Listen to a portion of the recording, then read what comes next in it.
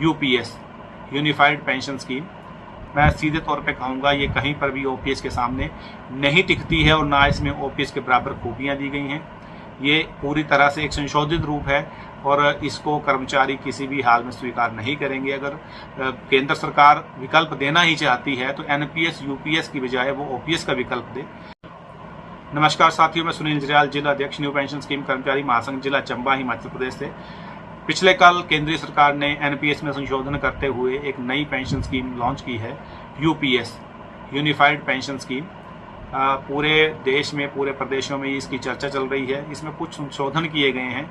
मैं सीधे तौर पे कहूँगा ये कहीं पर भी ओपीएस के सामने नहीं टिकती है और ना इसमें ओपीएस के बराबर खूबियाँ दी गई हैं। ये पूरी तरह से एक संशोधित रूप है और इसको कर्मचारी किसी भी हाल में स्वीकार नहीं करेंगे। अगर केंद्र सरकार विकल्प देना ही चाहती है तो एनपीएस यूपीएस की बजाय वो ओपीएस का विकल्प दे।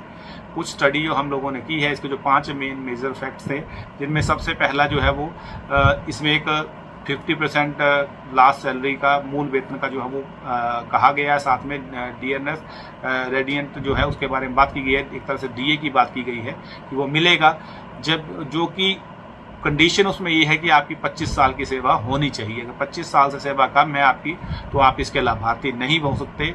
और इसमें एक चीज़ और है, अगर आप 25 साल की सेवा पूरी करते भी हैं तो आपका जो 10% जमा रहेगा और 18.5% गवर्नमेंट अपनी ओर से देगी, तो उसको आपको सरेंडर करना पड़ेगा गवर्नमेंट को, तभी आपको ये 50% प्लस डीए का जो लाभ यूपीएस के तहत मिलेगा।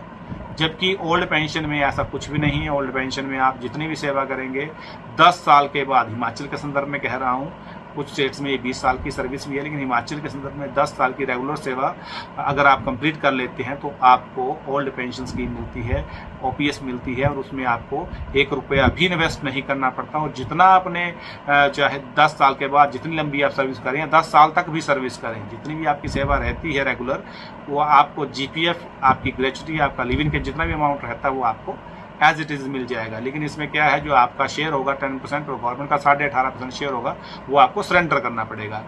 दूसरा इसमें ये है कि जो आपको कंट्रीब्यूशन करना पड़ता है, यूपीएस में भी आपको 10%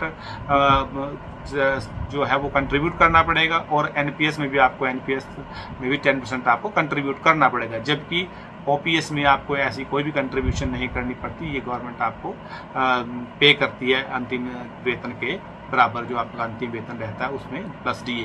तो ये जो मेजर फ्लॉज हैं और जो खूबियाँ हैं वो इसकी हैं। बाकी कहीं पर भी ओपीएस के सामने यूपीएस नहीं टिकती है।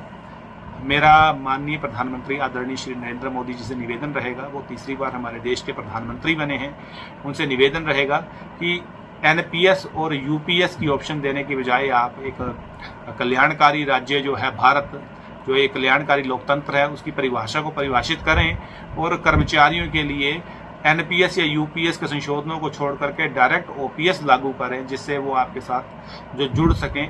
और जो इतने वर्षों से, पिछले 7 से 8 वर्षों से जो कर्मचारी सड़कों पे हैं, जो आंदोलनरत हैं, जिनकी वजह से आपको झुककर ये स्टेप लेना पड़ा है और आपने एनपीएस को संशोधित करके यूपीएस नाम के एक योजना लाई है, तो मेरा निवेदन रहेगा आपसे कि ये इस योजना को बंद करके आप ऑप्शन ओपीएस की दें। ओपीएस के नीचे कर्मचारी को कुछ भी मंजूर नहीं है। हम कर्मचारी देश और प्रदेश की उन्नति तरक्की के लिए दिन रात एक करते हैं, लेकिन अगर हमारे हकों की बात आती है तो आप लोग नई नई स्कीमें लाते हैं।